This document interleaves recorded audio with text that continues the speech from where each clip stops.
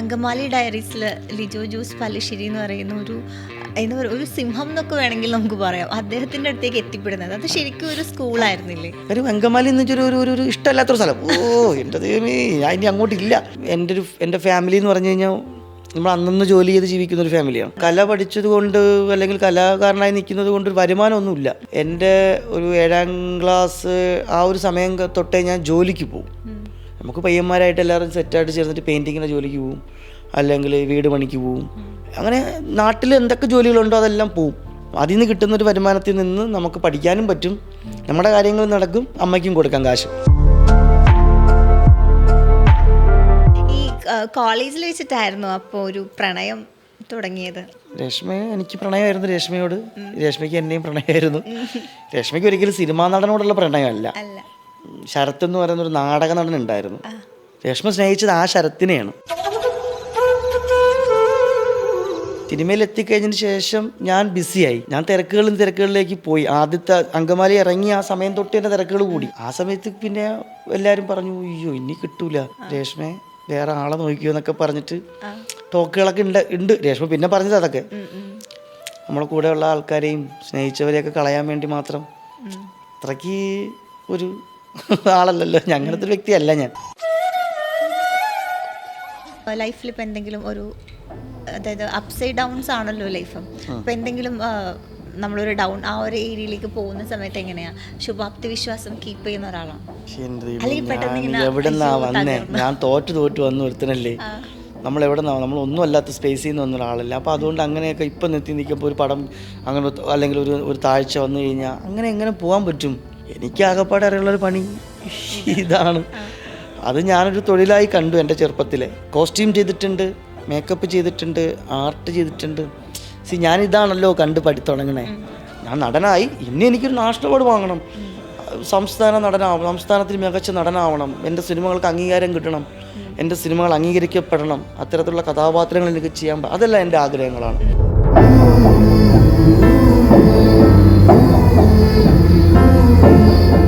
ട്രെൻഡിങ്ങിൽ നിൽക്കുന്നത് big boss ആണ്. ആ ഒരു ഷോയിൽ പോയി കഴിഞ്ഞാൽ പല രീതിയിലുള്ള കണ്ടസ്റ്റൻസ് ആയിരിക്കും. അഥവാ പോകുന്നുണ്ടെങ്കിൽ എങ്ങനെയായിരിക്കും ആ സിംഹക്കുട്ടികൾക്കിടയിൽ ഒരു ആട്ടിൻകുട്ടിയായി പോകുമോ എന്ന് എനിക്കൊരു ഡൗട്ട്. ഞാൻ പുലിക്കുട്ടിയാണോ ആട്ടിൻകുട്ടിയാണോ എന്നുള്ള കാര്യം തീരുമാനിക്കേണ്ടത് ഞാനാണ്. അത് എങ്ങനെ ചിലപ്പം അവിടെ ഒരു ഇത്രയും പുലിക്കുട്ടികൾക്കിടയിൽ ഞാനൊരു സിംഹമായിക്കൂടാന്നൊന്നും പറയാനും പറ്റൂല. ചില ഏരിയകളിൽ മറ്റുള്ളവരെ വേദനിപ്പിക്കേണ്ട ഇട വന്നു കഴിഞ്ഞാൽ ആ വേദനിപ്പിക്കുക തന്നെ വേണം. ഷോ എത്ര ദിവസം നിൽക്കുന്നോ അത്രയും ദിവസം ശരത്തപ്പാനി അല്ലെങ്കിൽ ശരത് കുമാർ ആയിട്ട് നിൽക്കണം. അവിടെ ഉണ്ടായിരുന്നു എന്ന് പറയണം. എല്ലാവർക്കും നല്ല ഓർമ്മകൾ ഉണ്ടാവണം. അത്രേ ഉള്ളൂ.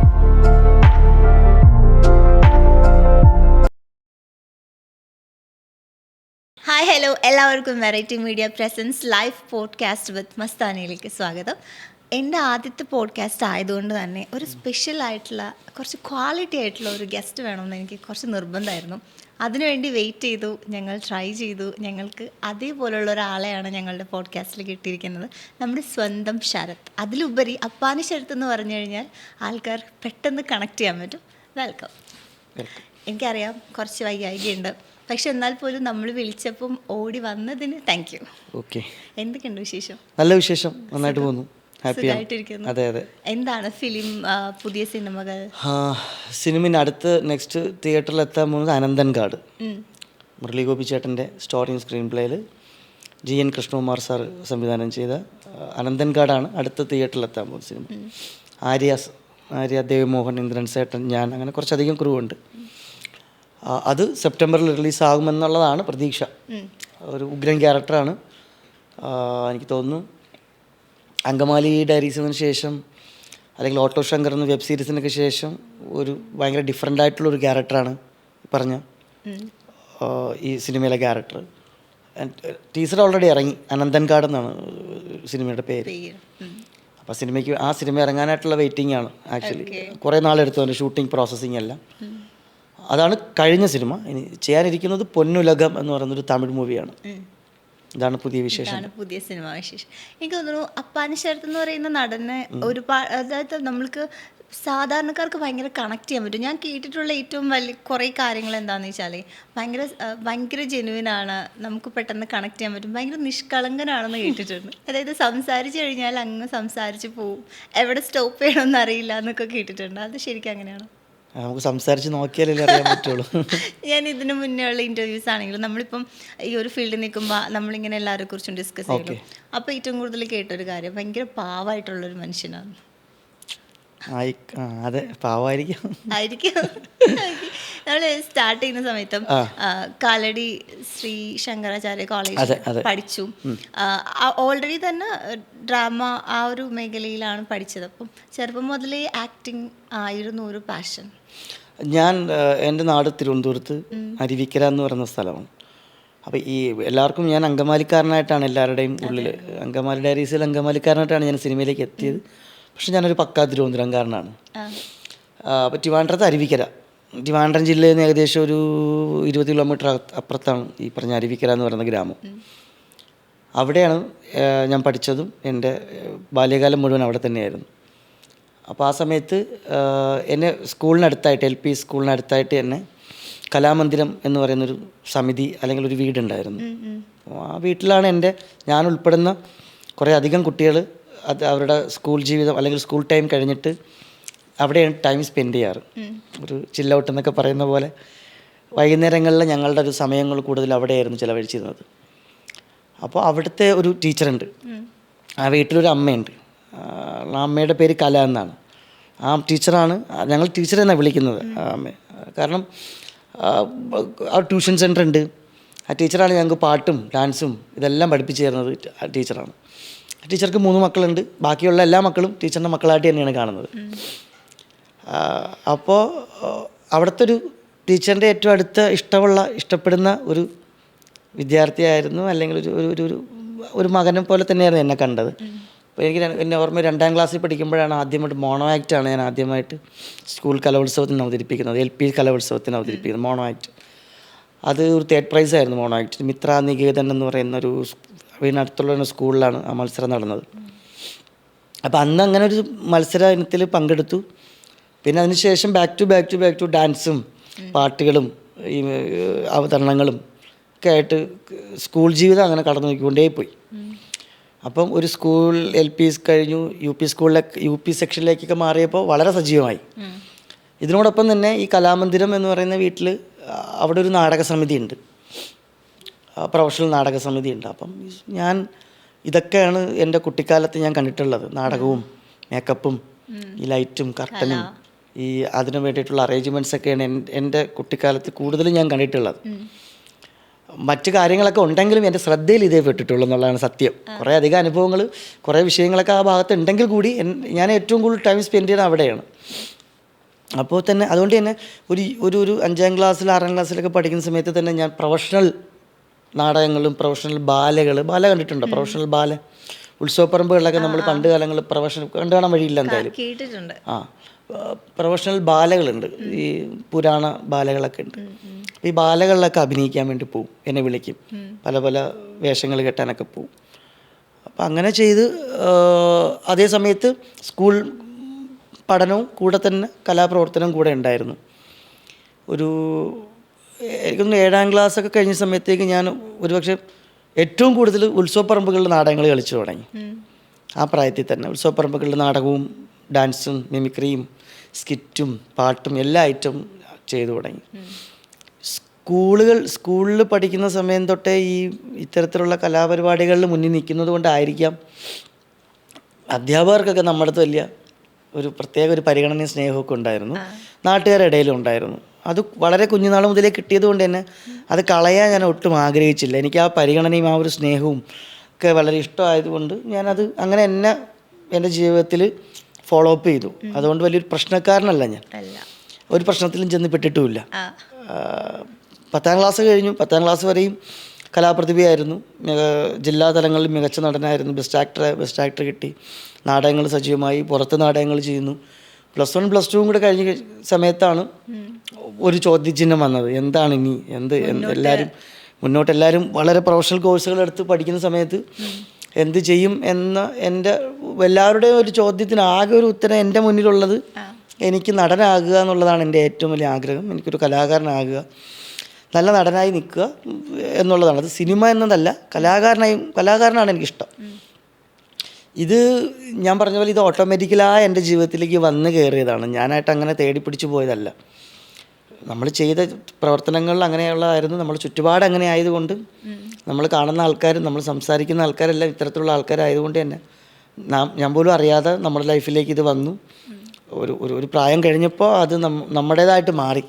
അത് മാറ്റി വയ്ക്കാൻ പറ്റാത്ത അവസ്ഥയിലേക്ക് മാറി. അതുകൊണ്ടാണ് +2 കഴിഞ്ഞ ശേഷം അഭിനയം പഠിക്കാൻ പോകാം, തൃശ്ശൂർ സ്കൂൾ ഓഫ് ഡ്രാമയിലേക്ക് അഭിനയം പഠിക്കാൻ പോകാം എന്നുള്ള തീരുമാനത്തിലേക്ക് എത്തി. അപ്പോൾ അതിനു മുമ്പ് നാടകങ്ങൾ ചെയ്തുകൊണ്ടിരുന്ന സമയത്ത് എൻ്റെ കൂടെ നാടകവും കാര്യങ്ങളൊക്കെ ചെയ്തുകൊണ്ടിരുന്ന ഒരു സുഹൃത്തുണ്ട്, ഒരു മിസ്റ്റർ മനു എന്ന് പറയുന്ന ഒരാൾ. അദ്ദേഹം നേരത്തെ പോയി, ഡ്രാമ സ്കൂളിൽ പോയി. അപ്പോൾ തൊട്ട് പിറകെ ഞാൻ പോകണം. എന്നിട്ട് നമുക്ക് തൃശ്ശൂർ ഡ്രാമ സ്കൂളിൽ അഡ്മിഷൻ എടുത്തതിന് ശേഷം അവിടെ നിന്ന് ഒരുമിച്ച് വീണ്ടും തുടങ്ങാം. കലാപ്രവർത്തനങ്ങളും സിനിമാ മോഹവും എഴുത്തും നാടകവുമായിട്ട് വീണ്ടും ഒരുമിച്ച് യാത്ര ചെയ്യാം എന്നുള്ളതായിരുന്നു പ്ലാനിങ്. പക്ഷേ നിർഭാഗ്യവശാൽ എനിക്ക് ആ വർഷം പഠിക്കാൻ പോകാൻ പറ്റിയില്ല. കാര്യം എൻ്റെ ഫാമിലി എന്ന് പറഞ്ഞു കഴിഞ്ഞാൽ നമ്മൾ അന്നന്ന് ജോലി ചെയ്ത് ജീവിക്കുന്നൊരു ഫാമിലിയാണ്. അപ്പനും അമ്മയും എല്ലാവരും ഡെയിലി പണിക്ക് പോവും. അപ്പോൾ അതുകൊണ്ട് തന്നെ അങ്ങനെ ഒരു അഭിനയം പഠിച്ച് കല പഠിച്ചത് കൊണ്ട് അല്ലെങ്കിൽ കലാകാരനായി നിൽക്കുന്നത് കൊണ്ട് ഒരു വരുമാനമൊന്നുമില്ല.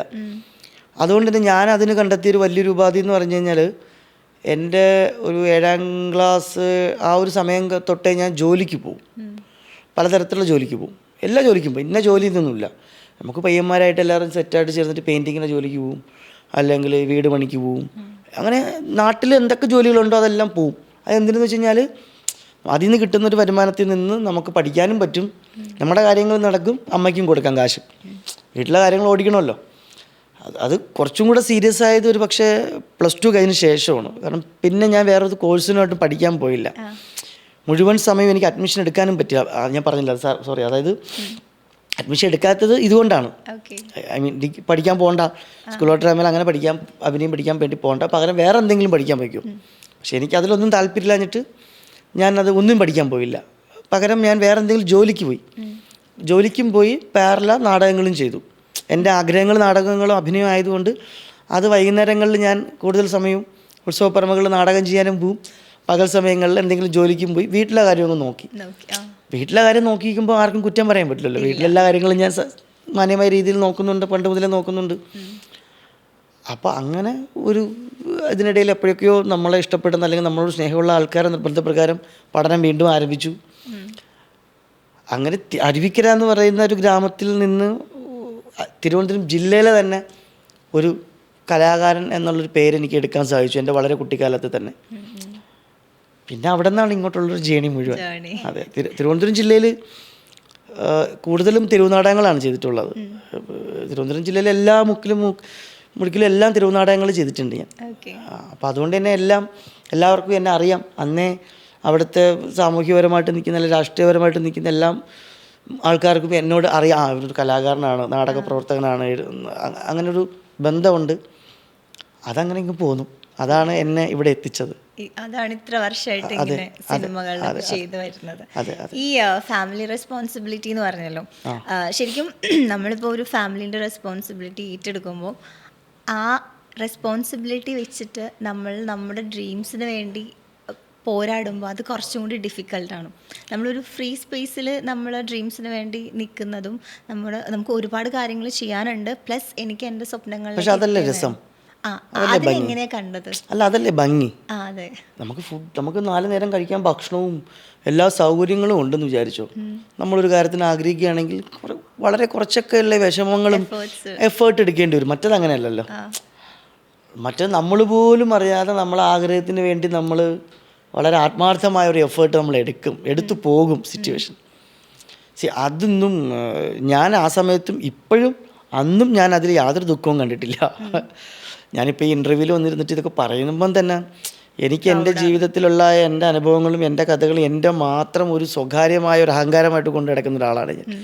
സ്വകാര്യ അഹങ്കാരം എന്ന് വെച്ച് കഴിഞ്ഞാൽ അതാണ് എൻ്റെ നാളത്തെ പ്രതീക്ഷകളും മുന്നോട്ടുള്ള എൻ്റെ വഴികളിൽ എനിക്ക് ഏറ്റവും കൂടുതൽ പ്രചോദനം തരുന്നത് എൻ്റെ ഇന്നലകളെക്കുറിച്ച് ഓർക്കുമ്പോൾ മാത്രമാണ്. മനസ്സിലായി. അപ്പോൾ അത് മറ്റൊരാളോട് ഷെയർ ചെയ്യുമ്പോൾ എനിക്കത്, എന്നാലും ഞാനത് ആഗ്രഹിക്കുന്നില്ല. പക്ഷെ എന്നാലും ഇത്രയേ ഉള്ളൂ, നമ്മൾ ഞാൻ എൻ്റെ കുഞ്ഞുനാളിൽ ഞാൻ നേരത്തെ പറഞ്ഞ പോലെ ഞാൻ സിനിമാ നടനാവാൻ വേണ്ടിയിട്ട് അല്ലെങ്കിൽ ഇങ്ങനൊരു പ്ലാനിങ്ങോട് കൂടി വന്നൊരാളൊന്നുമല്ല ഞാൻ. വളരെ കുഞ്ഞിലേ നാടകങ്ങൾ ചെയ്തു, അഭിനയം കൂടി കലാകാരനായിട്ട് പേരെടുത്തു, കലയായിട്ട് മുന്നോട്ട് പോയിക്കൊണ്ടിരുന്നപ്പോൾ പിന്നെ ഇതല്ലാതെ വേറൊരു ലൈഫ് നമുക്കില്ല എന്നുള്ളത് മനസ്സിലാക്കി മുഴുവൻ സമയം കലയ്ക്ക് വേണ്ടിയിട്ട് ചിലവഴിച്ചു. ഇതൊക്കെ ചെയ്യുമ്പോഴും ഒരു സൈഡിൽ എൻ്റെ അമ്മയുണ്ട്, അച്ഛനുണ്ട്, എൻ്റെ പെങ്ങളുണ്ട്, എന്നെ ഡിപ്പെൻഡ് ചെയ്ത് നിൽക്കുന്ന 1-2 ആൾക്കാരുണ്ട്, അപ്പൂപ്പൻ അമ്മൂമ്മയൊക്കെ ഉണ്ട്. അപ്പം ഞാനാണ് മുതിർന്ന ആൾ വീട്ടിലെ. പെങ്ങളെ, അതായത് എല്ലാ ഉത്തരവാദിത്വവും എനിക്കുള്ളതാണ്. ഒരിക്കലും എനിക്കെന്നല്ല, കുടുംബത്തെ സ്നേഹിക്കുന്ന ആർക്കും ആ ഉത്തരവാദിത്തത്തിൽ നിന്ന് ഒളിച്ചോടാൻ പറ്റില്ല. അപ്പം ഞാൻ ആഗ്രഹിക്കുന്നത് ആ ഉത്തരവാദിത്തത്തിൽ നിന്നുകൊണ്ട് നമുക്കിത് എന്ത് ചെയ്യാൻ പറ്റും എന്നുള്ളതായിരുന്നു എൻ്റെ ശ്രമങ്ങൾ മുഴുവൻ സമയവും. ഞാനത് വളരെ ഭംഗിയോടുകൂടി തന്നെ ഒരു നല്ലൊരു മകനായി തന്നെ എനിക്കത് നന്നായിട്ട് തന്നെ ചെയ്യാൻ പറ്റി എന്നുള്ളത് അഭിമാനമുണ്ട്. കഷ്ടപ്പാടും ദുരിതമൊക്കെ ഉണ്ടാവും. ഉള്ളത് എനിക്ക് ചെയ്യാൻ പറ്റിയിട്ടുണ്ട്. ഭയങ്കര ആനകളൊന്നും ഇല്ലെങ്കിലും ഉള്ളത് എനിക്ക് ഭംഗിയായിട്ട് എൻ്റെ വീട്ടിലെ കാര്യങ്ങളാണെങ്കിലും എൻ്റെ കാര്യങ്ങളാണെങ്കിലും എനിക്ക് നോക്കാൻ പറ്റിയിട്ടുണ്ട്. ഒരു മുഴുവൻ കാര്യമൊന്നും പറഞ്ഞില്ലെങ്കിൽ കൂടി ഒരു 50% ഞാൻ എൻ്റെ കാര്യങ്ങളൊക്കെ നോക്കിയിരുന്നത് ഞാൻ തന്നെയാണ്. മുഴുവനൊന്നും പറയാൻ പറ്റില്ല ഒരിക്കലും, അല്ലേ? എന്നാലും എൻ്റെ കാര്യങ്ങളിൽ ഒരു ഇതപ്പെട്ട് നമുക്കൊരു പക്വത നേരെ നിൽക്കാൻ തുടങ്ങാൻ സമയം തൊട്ട് എൻ്റെ ജീവിതത്തിൽ എൻ്റെ എല്ലാ കാര്യങ്ങളും എൻ്റെ വീട്ടുകാരുടെ കാര്യങ്ങളും ഞാൻ തന്നെയാണ് ചെയ്തുകൊണ്ടിരിക്കുന്നത് എന്ന് കരുതി എൻ്റെ ആഗ്രഹങ്ങൾ എനിക്ക് തല്ലി ഉടയ്ക്കാൻ സാധ്യമാകില്ല. അതുകൊണ്ട് ഞാൻ അതിനെയും കൂടെ കൂട്ടി അതിൽ നിന്നൊരു വരുമാനമായി തുടങ്ങി ഒരു സമയത്ത്. ഞാൻ തിരുവനന്തപുരം ജില്ലയിൽ മെഡിക്കൽ കോളേജ് എന്ന് പറയുന്ന സ്ഥലത്ത് പോസ്റ്റ് ഓഫീസിൽ ED ക്ലർക്കായിരുന്നു ഒരു സമയത്ത്. ഏകദേശം ഒരു 2 വർഷത്തോളം ഞാൻ ED ക്ലർക്കായിട്ട് ജോലി ചെയ്തു. അപ്പോൾ ആ സമയത്ത് എനിക്ക് ഈ പ്രോഗ്രാംസ് കുറഞ്ഞു, നാടകങ്ങളും അല്ലെങ്കിൽ ഷോകളൊക്കെ കുറയുന്നൊരു സമയത്താണ് ഞാൻ ജോലിക്ക് കയറുന്നത്. അപ്പോൾ ആ ജോലിക്ക് കയറി ആ ജോലി റെഗുലറായിട്ട് ചെയ്തു. 2 വർഷത്തോളം ഞാൻ പോസ്റ്റ് ഓഫീസിൽ ED ക്ലർക്കായിട്ട് വർക്ക് ചെയ്തു. ആ സമയത്താണ് ഞാനിത് പറയാൻ കാരണം, ഏത് ജോലിക്ക് ഞാനിപ്പോൾ തിരിഞ്ഞാലും ഇതൊന്നും വേണ്ട, നമുക്ക് എന്തെങ്കിലും ജോലി ചെയ്ത് ജീവിക്കുക എന്നുള്ള തിരിഞ്ഞാലും എൻ്റെ ജീവിതത്തിലേക്ക് എങ്ങനെയെങ്കിലും ഈ ആർട്ട് ഫോമുകളും കലയൊക്കെ എനിക്ക് കൊണ്ടുവരും, കണക്ഷൻസ് എങ്ങനെയെങ്കിലുമൊക്കെ വരും. അതിന് ഉദാഹരണമുണ്ട് ഇത്. ആ സമയത്താണ് നമ്മുടെ ഈ ഏഷ്യാനെറ്റിൽ തന്നെയുള്ള ഈ കോമഡി സ്റ്റാർ, കോമഡി എക്സ്പ്രസ് എന്നൊക്കെ പറയുന്ന ഒരുപാടധികം പരിപാടികൾ ആ സമയത്ത് ഇട്ടായിരുന്നു. അപ്പോൾ എൻ്റെ വീടിൻ്റെ അടുത്താണ് തിരുവനന്തപുരം ജില്ലയിൽ പുളിയറക്കോണം ഏഷ്യാനെറ്റ് സ്റ്റുഡിയോ. അപ്പോൾ ഞാൻ അവിടെ പോവും, രാവിലെ അവിടെ പോയി നിൽക്കും. എന്നിട്ട് ഏഷ്യാനെറ്റിൻ്റെ വണ്ടിയുണ്ട്, ഷൂട്ടിംഗ് വണ്ടികൾ പോകുമ്പോൾ ഞാൻ എൻ്റെ പുറകെ ഓടും. എന്നിട്ട് ഈ ജൂനിയർ ആർട്ടിസ്റ്റ് അപ്ലൈ ചെയ്യുന്ന അടുത്തൊക്കെ ഞാൻ പോയിട്ട് സംസാരിച്ച്, എനിക്ക് കണക്ഷൻസ് ഉണ്ട്, അങ്ങനെ കുറച്ച് കോൺടാക്ട്സ് ഉണ്ട്. ഇതൊക്കെ വെച്ചിട്ട് നമ്മൾ അവസരങ്ങൾ ചോദിച്ചിട്ട് ഞാൻ പതുക്കെ മിനി ഈ സ്കിറ്റുകളിലൊക്കെ ജൂനിയർ ആർട്ടിസ്റ്റായിട്ടൊക്കെ പുറകിൽ പതുക്കെ കയറി തുടങ്ങി. പിന്നെ ആൾക്കാരൊക്കെ ഇതറിയില്ലല്ലോ, സിനിമ നടനാട്ടിൽ മാത്രമേ അറിയുള്ളൂ. ആദ്യം കണ്ടത് മിനി സ്ക്രീനിലാണ്. അത് കുറേ ട്രോളൊക്കെ ഇറങ്ങിയതിന് ശേഷം ഇയാളെ അറിയാമോ, ഇയാളെ സൂക്ഷിച്ചു നോക്കൂ എന്നൊക്കെ പറഞ്ഞിട്ട് കുറേ വീഡിയോ ഒക്കെ ഇറങ്ങി. അന്നത്തെ ആ നോബിച്ചേട്ടൻ്റെയൊക്കെ സ്കിറ്റിലൊക്കെ ഞാൻ ചെറിയ ജൂനിയർ ആർട്ടിസ്റ്റായിട്ട് പറയലുണ്ട്. അപ്പോൾ അങ്ങനെയൊക്കെ ചെയ്ത് നിൽക്കുന്ന സമയത്ത് എനിക്കൊരു ആശയം ഉണ്ടായിരുന്നു, ഒരു സ്വന്തമായിട്ട് ട്രൂപ്പ് തുടങ്ങണം. അപ്പോഴത്തേക്കും ഞാനൊരു ആ ട്രൂപ്പിൽ നിന്നൊക്കെ മാറി കുറച്ച് സ്വന്തമായി തീരുമാനങ്ങൾ എടുക്കേണ്ട അവസ്ഥയിലേക്ക് മാറി. അപ്പോഴാണ് സ്വന്തമായിട്ടൊരു പ്രൊഫഷണൽ ട്രൂപ്പ് തുടങ്ങണമെന്നൊരു ആഗ്രഹം തുടങ്ങിയിട്ട് ഒരു പ്രൊഫഷണൽ ട്രൂപ്പ് ഇട്ടു. തിരുവനന്തപുരം കൊമേഡിയൻസ് എന്ന് പറയുന്നൊക്കെ ഒരു മെഗാ ഷോ ട്രൂപ്പൊക്കെ ഇട്ട് ട്രൂപ്പ് മുതലാളിയായിട്ട് പല സ്ഥലങ്ങളിലും പരിപാടികൾ അവതരിപ്പിക്കാൻ പോവും. പല സ്ഥലങ്ങളിൽ നിന്നും പരിപാടി അവതരിപ്പിക്കുമ്പോൾ കൂവൽ കിട്ടും, കയ്യടി കിട്ടും. അതൊക്കെ ഭയങ്കര അനുഭവമാണ്. അങ്ങനെ അവിടെയും ആ പരിപാടികളും അതൊക്കെ അഭിനയിച്ച് സർവൈവ് ചെയ്ത് പിന്നെ പലതരത്തിലുള്ള ജോലികൾ, അങ്ങനെ മൊത്തത്തിൽ ഒരു ഓട്ടമായിരുന്നു എൻ്റെ ഒരു ലൈഫ്. എങ്ങും നിൽക്കാതെ ഇങ്ങനെ ഓടിക്കൊണ്ടേയിരിക്കും. ഒന്ന് കഴിയുമ്പോൾ ഒന്ന് ചിലപ്പോൾ അവിടെ നിന്നായിരിക്കും ഒരു ലൈഫ് ഉണ്ടാവണത്. ആ ലൈഫ് നേരെ അത് ഈ വളരെ യാദൃച്ഛികമായിട്ട് വന്ന് ചാടിയ ഒരു വലിയൊരു എക്സ്പീരിയൻസ് എന്ന് പറഞ്ഞാൽ, ഒരു സ്കൂളിൽ, എൻ്റെ വീടിൻ്റെ അടുത്തുള്ള ഒരു സ്കൂളിൽ കലോത്സവം വാർഷികത്തിന് കുട്ടികളെ ഡാൻസും സ്കിറ്റും ഇതൊക്കെ പഠിപ്പിക്കണം. അങ്ങനെ ഞാൻ എന്ത് ചെയ്തു, അത് വർക്ക് ഏറ്റെടുത്തിട്ട് ഞാൻ ആ വർക്ക് ചെയ്തു. അപ്പോൾ വർക്ക് ചെയ്തപ്പോൾ എനിക്ക് ഭയങ്കരമായിട്ട് ഇഷ്ടമായി. അത് കുഞ്ഞു മക്കളായിരുന്നു. അപ്പോൾ എനിക്കത് കുട്ടികളെ പഠിപ്പിക്കുക എന്നുള്ള സംഭവം, അത് കൊള്ളാമല്ലോ, അവരെ പഠിപ്പിച്ച് സ്റ്റേജിൽ കയറ്റി അവരുടെ ഒരു പെർഫോമൻസ് പുറത്തു നിന്നൊരു അധ്യാപകർ നിലയ്ക്ക് കാണുമ്പോൾ വലിയ സന്തോഷം തോന്നി. ഞാൻ പിന്നെ അത് ഫോളോ അപ്പ് ചെയ്തു. അത് കുറേ നാൾ അത് മാത്രമായിരുന്നു കുറേ നാൾ വരുമാനം. അത് വളരെ മെച്ചപ്പെട്ട രീതിയിൽ മാറി. അതായത് സ്കൂളിൽ തുടങ്ങി ഞാൻ ഹയർ സെക്കൻഡറി തലത്തിൽ കുട്ടികളെ മയം പഠിപ്പിക്കുക, നാടകങ്ങൾ പഠിപ്പിക്കുക, മോണോ ആക്ട് പഠിപ്പിക്കുക. മയമായിരുന്നു എൻ്റെ ഏറ്റവും നല്ല ഐറ്റം. എനിക്ക് മയം ഭയങ്കര ഇഷ്ടമാണ്. അങ്ങനെ മയം ചെയ്തു പ്രൈസ് ജില്ലാ തലങ്ങളിലും സംസ്ഥാന തലങ്ങളിലും പ്രൈസ് അടിക്കാൻ പറ്റി എനിക്കെന്ന് വെച്ചാൽ ഞാൻ പഠിപ്പിച്ച ഐറ്റം. അത് പിന്നെ കോളേജ് തലത്തിലേക്ക് മാറി, യൂണിവേഴ്സിറ്റി തലത്തിലേക്ക് മാറി. ഞാൻ പല കോളേജുകൾക്കും മൈമും ഡ്രാമയൊക്കെ പഠിപ്പിച്ചിട്ടുണ്ട്. അതിൽ നിന്നൊക്കെ എനിക്ക് നല്ല വരുമാനങ്ങൾ കിട്ടി. അങ്ങനെ ഞാൻ ഭയങ്കരമായിട്ട് എൻഗേജ്ഡ് ആയിട്ട് കുറേ നാൾ അങ്ങനെ മാറി. ജഡ്ജിമെൻറ്റിന് പോകേണ്ട ഒരു ലൈഫിലേക്ക് വന്നു, ജഡ്ജിമെൻറ്റുകൾ ചെയ്യേണ്ടി വന്നു. അങ്ങനെ ഞാൻ പോലും അറിയാതെ എന്നെ തേടി ഇങ്ങനെയുള്ള കുറേ നല്ല നല്ല അവസരങ്ങൾ എന്നെ തേടി എത്തി.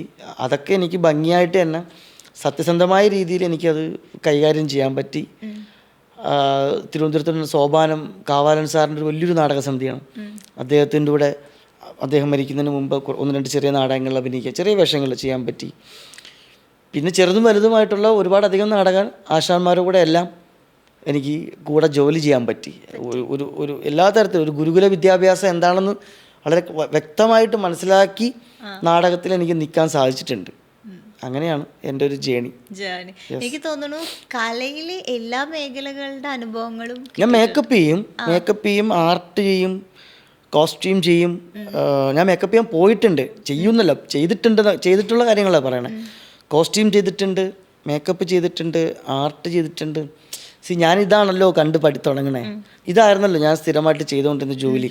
ഒരു നാടകത്തിൻ്റെ സീനാകുമ്പോൾ അടുത്ത കർട്ടൻ മാറ്റുക, അടുത്ത ക്യാരക്ടർ അഭിനയിച്ചിട്ട് ഇപ്പുറത്ത് വരുമ്പോൾ അവർക്കുള്ള കോസ്റ്റ്യൂം അടുക്കി വയ്ക്കുക. ഇതൊക്കെ വളരെ ചെറുപ്പത്തിൽ ചെയ്ത ജോലിയാണ്. അത് ഞാൻ ചെയ്തുകൊണ്ടിരുന്ന ജോലി നാടകം കഴിഞ്ഞിട്ട് അടുത്ത സീനിലേക്ക് മാറാൻ വേണ്ടിയിട്ട് വരുന്ന ആൾക്കാരുടെ ഡ്രസ്സ് എടുത്ത് ആ സമയത്ത് തന്നെ ഞാൻ കൊടുക്കണം, പ്രോപ്പർട്ടികൾ അറേഞ്ച് ചെയ്ത് വെക്കണം. ഇത് ഞാൻ ചെയ്തുകൊണ്ടിരുന്ന ജോലിയാണ്. ഇത് പതുക്കെ മാറിയിട്ട് ഞാൻ സ്റ്റേജിലും കയറിയപ്പോൾ ഇതിന് പകരം വേറൊരാളാവും. ഞാൻ വരും വേഷം മാറാൻ. അപ്പം എനിക്ക് വേഷം ആരെങ്കിലും എടുത്ത് മാറ്റി വെച്ച് തരും. ഇതാണല്ലോ ഇതിൻ്റെ ഒരു പ്രോസസ്സിങ്. അത് വളരെ ഭംഗിയായിട്ട് വളരെ അഭിമാനത്തോടു കൂടി എനിക്കത് എല്ലാം എന്നിലേക്ക് വന്നു ചേർന്നു എന്നുള്ളതാണ്.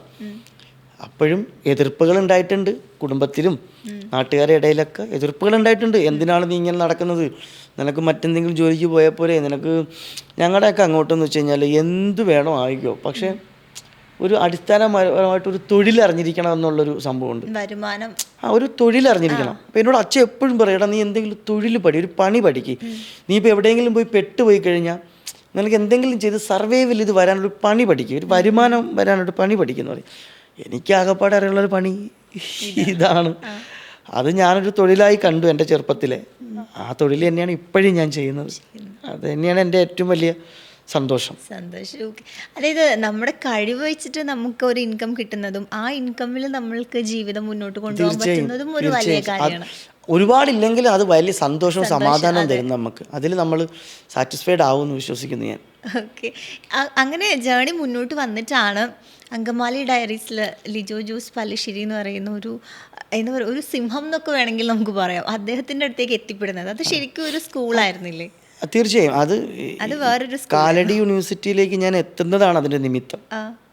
കാലടി യൂണിവേഴ്സിറ്റിയിലേക്ക് എത്തുന്നത് കുറച്ച് നാൾ മുമ്പ്, അതിനൊക്കെ കുറേ നാൾ മുമ്പ് ഒരു മാർക്കറ്റിംഗ് കമ്പനിയിലെ സ്റ്റാഫായിട്ട് ചാലക്കുടിയിൽ ഞാൻ വന്നു. സേവന കറി പൗഡറിൻ്റെ ഇതിനു മുമ്പ് പല ഇൻ്റർവ്യൂവിലൊക്കെ പറഞ്ഞിട്ടുണ്ട് ആ കാര്യം. അപ്പം ഞാനിത് വന്നിട്ട് ഇൻഷർട്ടൊക്കെ ചെയ്ത് ഈ സേവന കറി പൗഡറിൻ്റെ സെയിൽസിന് വേണ്ടിയിട്ടൊക്കെ ഒരുപാട് നടന്നിട്ടുണ്ട് അവിടെ ഈ അങ്കമാലിയിലൊക്കെ. അങ്ങനെ ഈ ജോലി എനിക്ക് മടുത്ത് പോയി ആകെ നടക്കണം വെയിലത്ത് നടന്ന് എനിക്ക് പറ്റുന്നില്ല. അങ്ങനെ ഞാനിതൊക്കെ കളഞ്ഞ് അങ്കമാലിയിൽ നിന്ന് ഞാൻ ട്രെയിൻ കയറി എങ്ങനെയൊക്കെ വീട്ടിൽ പോയി. എനിക്ക് വലിയ കഥയാണ് അത്. അങ്കമാലിയിൽ ട്രെയിനിൽ കയറാൻ പോയപ്പോൾ എൻ്റെ ചെരുപ്പ് മിസ്സായിപ്പോയി. എൻ്റെ ഒരു ചെരുപ്പ് പാളത്തിനടിയിലായിപ്പോയി. ഒരു ചെരുപ്പും ഇല്ല, 2 ചെരുപ്പും ഊരിക്കളഞ്ഞിട്ട് 2 ചെരുപ്പും ഇല്ലാതെ ഞാൻ തിരുവനന്തപുരം വരെ എത്തിയത് ട്രെയിനിലേക്ക്. എന്നിട്ട് കൂട്ടുകാരനെ വിളിച്ചു പറഞ്ഞടാ ഒരുപാട് ചെരുപ്പ് വാങ്ങിച്ചുകൊണ്ട് പോവാ, എൻ്റെ ചെരുപ്പ് അറിയാതെ പാലത്തിനടിയിൽ ഇതിലായിപ്പോയി. അങ്ങനെ ഞാൻ അങ്ങനെയൊക്കെ തിരിച്ചു പോയിട്ടുണ്ട് അങ്കമാലിയിൽ നിന്ന്. അങ്കമാലി എനിക്ക് അറിഞ്ഞുകൂടാ അന്ന്. കാര്യം അങ്കമാലി എന്ന് വെച്ചൊരു ഒരു ഇഷ്ടമല്ലാത്തൊരു സ്ഥലം. എൻ്റെ ദൈവമേ, ഞാൻ ഇനി അങ്ങോട്ടില്ല. അങ്ങനെ പോയിട്ടാണ് പിന്നെ വീണ്ടും കുറേ ഒരു 1.5 വർഷത്തിന് ശേഷം നാടകവും കാര്യങ്ങളൊക്കെ ചെയ്ത് കഴിഞ്ഞതിന് ശേഷം അവിടെ ആ കാലടി യൂണിവേഴ്സിറ്റിയിൽ നിന്ന് അജിത് കണ്ണൻ എന്നൊരാളുണ്ട്. കണ്ണൻ എന്ന് പറഞ്ഞ ആൾ, പുള്ളി അജിത്ത് എന്ന് വിളിക്കും. അദ്ദേഹത്തിൻ്റെ ഒരു എക്സാമിൻ്റെ ഭാഗമായിട്ടുള്ളൊരു ഫൈനൽ പ്രൊഡക്ഷൻ, ഒരു ഡ്രാമ, അത് അദ്ദേഹം ഞാനോട് പുറത്ത് ഒത്തിരി നാടകങ്ങൾ ചെയ്തിട്ടുണ്ട്. അപ്പോൾ അദ്ദേഹം പഠിക്കുന്ന ആ കോളേജിൽ ഞാൻ ആദ്യമായിട്ടാണ് പറഞ്ഞത്. അപ്പോൾ ആ പുള്ളി എന്നെ ആ നാടകത്തിൽ എന്നെ അഭിനയിക്കാൻ വേണ്ടി എന്നെ വിളിച്ചു ഗസ്റ്റായിട്ട്. അപ്പോൾ എനിക്കറിയില്ല അവിടെയൊക്കെ പുറത്തുനിന്ന് ഗസ്റ്റിനെ വിളിക്കാം. അത് നാടക പ്രവർത്തകനാണെങ്കിൽ നാടകം പഠിക്കുന്ന വിദ്യാർത്ഥിക്ക് പുറത്തുനിന്നൊരു നാടകക്കാരനെ വിളിച്ചിട്ട് നാടകം ചെയ്യാം. അങ്ങനെ എന്നെ വിളിച്ചു. അത് യൂണിവേഴ്സിറ്റി അപ്രൂവൽ കൊടുക്കണം, പുറത്തുനിന്നൊരാളെ വെക്കണമെങ്കിൽ. അങ്ങനെ യൂണിവേഴ്സിറ്റി അപ്രൂവൽ കൊടുത്തിട്ട് എന്നെ വിളിച്ചിട്ട് ഞാൻ വന്നു ഒരു നാടകം ചെയ്തു അവിടെ. ആ നാടകമായിരുന്നു സൈക്ലിസ്റ്റ് എന്ന് പറയുന്ന നാടകം. ഞാനിത് എല്ലായിടങ്ങളിലും ഈ ഇൻ്റർവ്യൂ മിക്ക സ്ഥലങ്ങളിലും ഞാൻ സൈക്ലിസ്റ്റിനെ കുറിച്ച് പറഞ്ഞിട്ടുണ്ട്. കാര്യം എന്ന് വെച്ച് കഴിഞ്ഞാൽ സൈക്ലിസ്റ്റാണ് എന്നെ ജീവിതത്തിൽ ഭയങ്കരമായ ഒരു മാറ്റം എന്നെ വരുത്തിയത്. അത് സൈക്ലിസ്റ്റിലെ കഥ എന്ന് പറയുന്നത് തൻ്റെ ബൈസൈക്കിളിൽ ലോകം മുഴുവൻ ചുറ്റിക്കാണാൻ ആഗ്രഹിക്കുന്ന ഒരു ചെറുപ്പക്കാരൻ്റെ കഥയാണ്. പക്ഷെ അവൻ എങ്ങും പോയിട്ടില്ല, അവൻ ആ ഒരു ഇരുട്ടുമുറി തന്നെയാണ്. അങ്ങനത്തെ ഒരു സ്റ്റോറി ടെല്ലിംഗ് ആണ്. ഒരുപക്ഷെ എൻ്റെ ജീവിതമായിട്ട് അത് ഭയങ്കരമായിട്ട് കണക്ട് ചെയ്ത് കിടന്നു. ആ ഒരു ക്യാരക്ടറും ആ നാടകമൊക്കെ അതൊരു ഒരു സോളോ പെർഫോമൻസ് ഡ്രാമയായിരുന്നു. കുറച്ച് ക്യാരക്ടർ വന്നു പോകുന്നേ ഉള്ളൂ, പക്ഷെ കൂടുതലും സമയവും സ്റ്റേജിൽ ഞാൻ മാത്രമേ ഉള്ളൂ. അതൊരു നാടകത്തിൻ്റെ അവസാനത്തിലേക്ക് വരുമ്പം ഒരു എന്താ പറയുക, ഒരു പക്ക ഒരു ന്യൂഡ് പെർഫോമൻസിലോട്ടൊക്കെ വരുന്നുണ്ട്. അന്ന് ആ സമയത്ത് ഒരു അരീന തിയേറ്ററിലായിരുന്നു ആ നാടകം ചെയ്തത്. അരീന എന്ന് വെച്ചാൽ അറിയോ? അത് എക്കോ വരുന്നതാണോ? അരീന എന്ന് വെച്ച് കഴിഞ്ഞാൽ ചുറ്റിനും ആൾക്കാർ എടുത്തിട്ട് നടുക്ക് പെർഫോം ചെയ്യുന്നതാണ് അരീന എന്ന് പറയുന്നത്. പ്രൊസീനിയോ എന്ന് പറയുന്നതാണ് അല്ല, പ്രൊസീനിയോ എന്ന് പറയുന്നത് നമ്മൾ നേരെ കാണുന്നില്ലേ, നോർമലി സ്റ്റേജിൽ പെർഫോമൻസ് പ്രൊസീനിയോ. അരീന എന്ന് വെച്ചാൽ ചുറ്റുമുള്ള ആൾക്കാർ കുറച്ചും കൂടി ഇൻട്രാക്ഷൻ, കുറച്ചും കൂടി അവരുടെ ഇടയിലേക്ക് ഇറങ്ങി പെർഫോം ചെയ്യാൻ പറ്റും, കുറച്ചും കൂടി ആൾക്കാരുടെ ഇടയിലേക്ക് ഇറങ്ങാൻ പറ്റും. അതാണ് അങ്ങനത്തെ ഒരു പ്ലേ ആയിരുന്നു അത് കാലടി യൂണിവേഴ്സിറ്റിയിൽ ഞാൻ ചെയ്തു, ആ നാടകം ചെയ്തു. അത് അധ്യാപകർക്കിടയിലും അവിടുത്തെ വിദ്യാർത്ഥികൾക്കിടയിലും നാടക പ്രവർത്തകരുടെ ഇടയിലൊക്കെ വലിയ രീതിയിലൊരു സംസാരമായി. പിറ്റേ വർഷം ഞാൻ ആ കോളേജിൽ അഡ്മിഷൻ എടുത്തു. ആ കോളേജിൽ തിയേറ്റർ പഠിക്കാൻ ചേർന്നു ഞാൻ. അത് ഒന്നും എനിക്ക് എൻ്റെ സ്പേസ് അതാണെന്ന് എനിക്ക് മനസ്സിലായി. ഒന്ന് ഞാൻ എത്രയൊക്കെ കറങ്ങി നടന്നിട്ടും കാര്യമില്ല, എനിക്കൊരു അടിത്തറ വേണം. അപ്പോൾ അവിടെ നിന്ന് കുറേ കാര്യങ്ങൾ പഠിക്കാൻ പറ്റി. ഞാൻ ഇതുവരെ ചെയ്തുകൊണ്ടിരുന്നത് ഒന്നുമല്ല അഭിനയം, ഇതൊന്നും അല്ല കല എന്ന് മനസ്സിലാക്കിയിട്ട് എനിക്ക് അവിടുത്തെ എൻ്റെ അധ്യാപകരിൽ നിന്ന് ഒരുപാടധികം അറിവുകൾ പഠിക്കണമെന്ന് ആഗ്രഹം തോന്നി. പിന്നെ ഞാൻ നോക്കിയപ്പോൾ എല്ലാം കൊള്ളാം, മ്യൂസിക്, ഡാൻസ് എല്ലാം ഉണ്ട്. പാരമ്പര്യം നോക്കുകയാണെങ്കിൽ തന്നെ എല്ലാം പ്രമുഖരായിട്ടുള്ള അധ്യാപകരും വിദ്യാർത്ഥികളും പഠിച്ച കോളേജാണ്. ഇപ്പം നമ്മുടെ ദിലീഷേട്ടനൊക്കെ അവിടെ പഠിച്ചല്ലേ. അങ്ങനെ ഞാൻ അവിടെ അഡ്മിഷൻ എടുത്തു, പഠനം ആരംഭിച്ചു. ഫസ്റ്റ് ഞാൻ ഡയറക്റ്റ് ചെയ്ത നാടകം ഫ്രൈഡേ എന്ന് പറയുന്ന നാടകമായിരുന്നു ഫസ്റ്റ് ഡയറക്റ്റ് ചെയ്ത നാടകം. അതിനുശേഷം കുറച്ച് സീനിയേഴ്സിൻ്റെ നാടകങ്ങളിൽ അവിടെ അഭിനയിച്ചു. എല്ലാ മേഖലയിലും വർക്ക് ചെയ്യണം അവിടെ. ഈസി ആയിരുന്നു എനിക്ക്. നമ്മൾ ഫസ്റ്റ് ഇയർ കയറുമ്പം തന്നെ നമുക്ക് മേക്കപ്പ് അറിഞ്ഞിരിക്കണം, കോസ്റ്റ്യൂം അറിഞ്ഞിരിക്കും, ഇതെല്ലാം എല്ലാ മേഖലയിലും നമ്മൾ ജോലി ചെയ്യണം. അപ്പം ഞാനിത് വർഷങ്ങളായിട്ട് ചെയ്യുന്ന പരിപാടി ആയതുകൊണ്ട് എനിക്ക് വളരെ ഈസി ആയിട്ട് എനിക്ക് എല്ലാ കാര്യങ്ങളും ഹാൻഡിൽ ചെയ്യാൻ പറ്റി. അങ്ങനെ കോളേജിൽ പഠനം തുടങ്ങി, രാഷ്ട്രീയ പ്രവർത്തനം എല്ലാം ഉണ്ട് കൂടെ. അപ്പം അങ്ങനെ പോയിക്കൊണ്ടിരിക്കുന്ന സമയത്താണ് കോളേജിലെ കാലടി യൂണിവേഴ്സിറ്റിയിലേക്ക് അങ്കമാലി ഡയറീസ് എന്ന് പറയുന്നൊരു സിനിമയുടെ ഓഡീഷൻ വരുന്നത്. കോളേജിലെ എല്ലാ കുട്ടികളും ആ ഓഡീഷനിൽ പങ്കെടുത്ത കൂട്ടത്തിൽ ഞാനും പങ്കെടുത്തു. സദൃശവാക്യങ്ങൾ എന്ന് പറയുന്ന നാടകത്തിലൊരു ഹ്യൂമർ സീനായിരുന്നു കോമഡിയാണ് ഞാൻ അവതരിപ്പിച്ച ഓഡീഷൻ. അവർക്കത് ഇഷ്ടപ്പെട്ടു. അസിസ്റ്റൻറ്റ് ഡയറക്ടറും അസോസിയേറ്റൊക്കെ കണ്ടിട്ട് അത് ലിജോ ചേട്ടന് അയച്ചു കൊടുത്തു, സാറിന് അയച്ചു കൊടുത്തു. സാർ കണ്ടു, ഇഷ്ടമായി. സെക്കൻഡ് ഒരു ഓഡീഷൻ ഉണ്ടായിരുന്നു. അങ്ങനെ ഒരു 3 റൗണ്ട് ഓഡീഷൻ ഉണ്ടായിരുന്നു എനിക്ക്. അങ്ങനെ നിങ്ങളെന്ത് കാണുന്ന ശരത്ത് എന്ന് പറയുന്ന ആളിൽ നിന്ന് അപ്പാനി ശരത്തിലേക്ക് മാറി. അങ്ങനെയാണ് മാറിയത്. അത് വലിയൊരു ജേണിയാണെന്ന് മനസ്സിലാക്കുന്നത് ഞാൻ. അത് അവിടെ എത്താനായിട്ടായിരുന്നു ഇതെല്ലാം സംഭവിച്ചതെന്ന് എനിക്ക് എപ്പോഴും ചിന്തിക്കുമ്പോൾ എനിക്ക് തോന്നാറുണ്ട്. തിരിഞ്ഞു നോക്കുമ്പോൾ തോന്നാറുണ്ട് ആ സ്ട്രഗിളൊക്കെ ഈ ഒരു പാത്തിലേക്കായിരുന്നു നമ്മളെ കൊണ്ട്. ഇപ്പം ഞാനിപ്പം ഇവിടെ ഞാൻ പറഞ്ഞത് എൻ്റെ ഓർമ്മയിൽ വന്ന കാര്യങ്ങൾ മാത്രമേ ഉള്ളൂ, ശരിയല്ലേ? ഞാനൊന്നും അങ്ങനെ ചിന്തിച്ചു കൂട്ടി ക്രിയേറ്റീവായിട്ട് സംസാരിക്കുന്ന ഒരാളല്ല. എൻ്റെ ഓർമ്മയിൽ വന്ന കാര്യങ്ങൾ ഞാൻ ഇവിടെ പറഞ്ഞു. ശരിക്കും പറഞ്ഞാൽ ഓർത്തെടുക്കാനാണെങ്കിൽ ഒത്തിരി ഒത്തിരി ഒത്തിരി ഒത്തിരി കാര്യങ്ങൾ ഉണ്ടാവുമല്ലോ നമ്മുടെ ഒരു ജേണിയിൽ. അപ്പോൾ അതെല്ലാം ഇപ്പോഴും എപ്പോഴും ഓർക്കണമെന്നില്ല. അത്രേ ഉള്ളൂ. ഈ സൈക്ലിസ്റ്റ് എന്ന് പറയുന്ന നാടകമായിരുന്നു ലൈഫിലെ ഒരു ട്വിസ്റ്റ് എന്ന് പറഞ്ഞല്ലോ. അതിൽ ഓർത്തിരിക്കുന്ന എന്തെങ്കിലും ഡയലോഗ്സോ അല്ലെങ്കിൽ കണക്ട് ചെയ്യുന്ന ഒരു ക്യാരക്ടർ, ഒരു നാടകം കൂടിയാണെന്ന് പറഞ്ഞല്ലോ. അപ്പം ആ നാടകത്തിനെ കുറിച്ച് അറിഞ്ഞുകൂടാത്തതുകൊണ്ടാണ് ഞാൻ നാടകത്തിൻ്റെ ഫോട്ടോസ് കാണിച്ചിട്ടുണ്ടെങ്കിൽ അതങ്ങനെ ഒരു ഡയലോഗ് പ്രസൻറ്റേഷൻ പ്ലേ അല്ല. കുറച്ചൊരു ഫിക്ഷൻ പോലെയൊക്കെ പോകുന്നൊരു പെർഫോമൻസ് ലെവലിൽ പോകുന്നൊരു പ്ലേ ആണ്. അതെ. അതാ ഈ കോളേജിൽ വെച്ചിട്ടായിരുന്നു അപ്പോൾ ഒരു പ്രണയം തുടങ്ങിയത്? അല്ല, പ്രണയങ്ങൾ ഒത്തിരി ഉണ്ടായിരുന്നു. സിൻസ് പ്രണയങ്ങൾ ഒത്തിരി ഉണ്ടായിരുന്നു. പക്ഷേ കോളേജ് പ്രണയത്തിലാണ് എൻ്റെ ഭാര്യ രേഷ്മ. അത് വളരെ നമ്മുടെ ജീവിതത്തിൽ എല്ലായ്പ്പോഴും ഈ വരുന്ന നമ്മൾ വന്ന വഴികളിലൊക്കെ നമുക്ക് നല്ല നല്ല ഇഷ്ടങ്ങളുണ്ടായിരുന്നു. നമ്മളെ മനസ്സിലാക്കുന്നവരുണ്ടായിരുന്നു, മനസ്സിലാക്കാത്തവരുണ്ടായിരുന്നു, കാരണങ്ങൾ കൊണ്ട് മനസ്സിലാക്കാതെ പോയ ആൾക്കാരും ഉണ്ടായിരുന്നു. പക്ഷേ കാലടിയിൽ എത്തിയപ്പോഴത്തേക്കും ജീവിതത്തിലൊരു തീരുമാനം, ഒരു വലിയ രീതിയിൽ ഒരു മാറ്റം ഉണ്ടാകുന്നത് കാലടിയിൽ എത്തിയതിന് ശേഷമാണ്. കാരണം പഠിക്കുകയാണ്. അപ്പോൾ കറക്റ്റ് ഏജിലല്ല അവിടെ പഠിക്കുന്നത്. കുറച്ച് ഉത്തരവാദിത്തങ്ങളല്ലാതെ തന്നെ പുറത്തുണ്ട് എനിക്ക്. കാരണം പഠിക്കുകയാണെങ്കിലും ഞാൻ കാലടി പഠിക്കുമ്പോഴും പലതരത്തിലുള്ള ചെറിയ ചെറിയ ജോലികൾക്ക് പോയിട്ട് വരുമാനം കണ്ടെത്തി അമ്മയ്ക്കൊക്കെ വീട്ടിൽ പൈസ അയച്ചു കൊടുക്കണം. അപ്പോൾ ആ സമയത്തും സ്കൂളുകളിലൊക്കെ പഠിപ്പിക്കാൻ വേണ്ടി പോവും. അവിടുത്തെ ആലുവ അല്ലമീൻ സ്കൂളിലൊക്കെ മൈമും നാടകമൊക്കെ ഞാൻ പഠിപ്പിക്കാൻ പോയിട്ടുണ്ട്. അവിടെ അറിയോ? സ്കൂൾ അറിയാം. പിന്നെ എൻ്റെ കോളേജിൽ നിന്ന് തന്നെ കുട്ടികളെ ഞാൻ മൈമൊക്കെ പഠിപ്പിച്ചിട്ടുണ്ട്. എൻ്റെ ഫ്രണ്ട്സിനൊക്കെ തന്നെ ഞാൻ പഠിപ്പിച്ചിട്ടുണ്ട്. അപ്പോൾ അതിൽ നിന്നൊക്കെ കിട്ടുന്ന വരുമാനങ്ങൾ സൂക്ഷിച്ച് വയ്ക്കുമായിരുന്നു.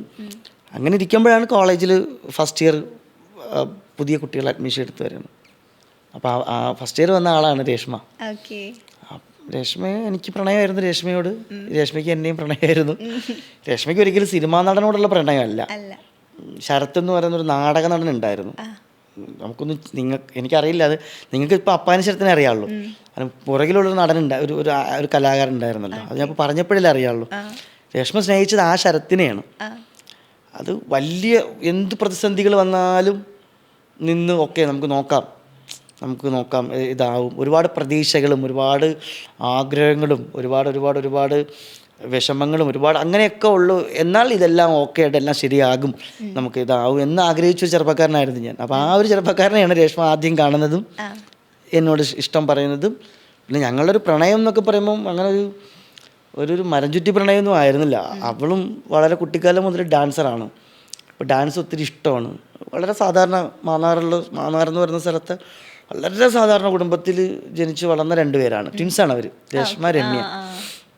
വളരെ രസകരമായിട്ട് ജീവിതത്തിന് കലാപരമായ കാര്യങ്ങൾ കാണുന്ന രണ്ടുപേരാണ്. നന്നായിട്ട് ഡാൻസ് ചെയ്യും, നന്നായിട്ട് സംസാരിക്കും, ഒരു പേടിയൊന്നുമില്ല, അങ്ങനെയൊന്നുമില്ല, ഭയങ്കര എനർജി ആയിട്ട് നിൽക്കുന്ന രണ്ടുപേരാണ്. അപ്പോൾ അതിൽ രേഷ്മയായിട്ട് എങ്ങനെയോ ഒരു അടുപ്പം ഉണ്ടായി ജീവിതത്തിൽ. അടുപ്പമായ സമയത്തേ ഞാൻ പറഞ്ഞു, ഞാൻ നിങ്ങൾ ഉദ്ദേശിക്കുന്ന ഒരാളല്ല. ചിലപ്പോൾ ഞാനിവിടുന്ന് സ്കിപ്പ് ചെയ്ത് ഞാൻ എൻ്റെ അടുത്ത ലെവലിലേക്കൊക്കെ പോവും, അല്ലെങ്കിൽ ഒന്നും ആവില്ല. പക്ഷേ എന്തെങ്കിലുമൊക്കെ ആയിത്തീരും ഞാൻ, എന്തെങ്കിലുമൊക്കെ ആകും. അന്നും എൻ്റെ കൂടെ ഉണ്ടെങ്കിൽ എൻ്റെ കൂടെ കാണും, അന്നൊരു പ്രതീക്ഷ ഞാൻ കൊടുത്തിട്ടുണ്ട്. പിന്നെ സിനിമയിലെത്തി, എൻ്റെ ഓഡീഷൻ സമയത്തേക്ക് എൻ്റെ കൂടെ ഒപ്പം ഉണ്ടായിരുന്നല്ലോ. സിനിമയിലെത്തിക്കഴിഞ്ഞതിന് ശേഷം ഞാൻ ബിസിയായി. ഞാൻ തിരക്കുകളിലേക്ക് പോയി. ആദ്യത്തെ അങ്കമാലി ഇറങ്ങി ആ സമയം തൊട്ട് എൻ്റെ തിരക്കുകൾ കൂടി.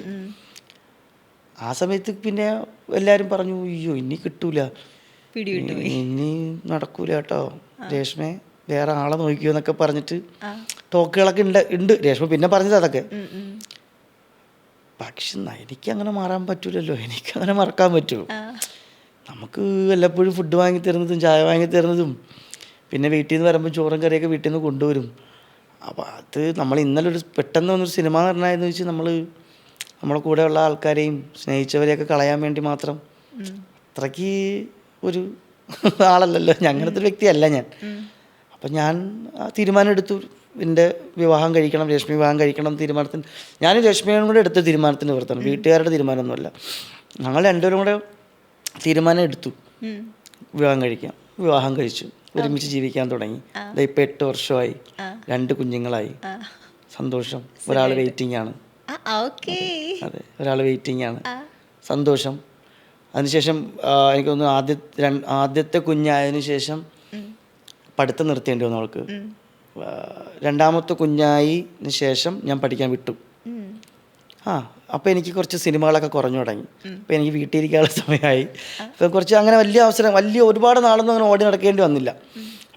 അപ്പോൾ ഞാൻ പറഞ്ഞു, എനിക്ക് സിനിമയില്ലാത്ത സമയത്ത് ഞാൻ മുഴുവൻ സമയം വീട്ടിൽ ഇരുന്ന് കുഞ്ഞുങ്ങളെ നോക്കിക്കോളാം, നീ പഠിക്കാൻ വയ്ക്കോ, ഞാൻ സിനിമ ഉള്ളപ്പോൾ നമുക്ക് വേറെ എന്തെങ്കിലും വഴി നോക്കാം എന്ന് വിചാരിച്ചു. അപ്പോൾ ഞാൻ സിനിമ ഷൂട്ടിംഗ് ഇല്ലാത്ത സമയത്ത് ഞാൻ വീട്ടിലിരുന്നിട്ട് കുഞ്ഞുങ്ങളെ നോക്കും, ബാക്കി കലാപര പ്രവർത്തനങ്ങളും അതിൻ്റെ കൂടെ നടക്കും.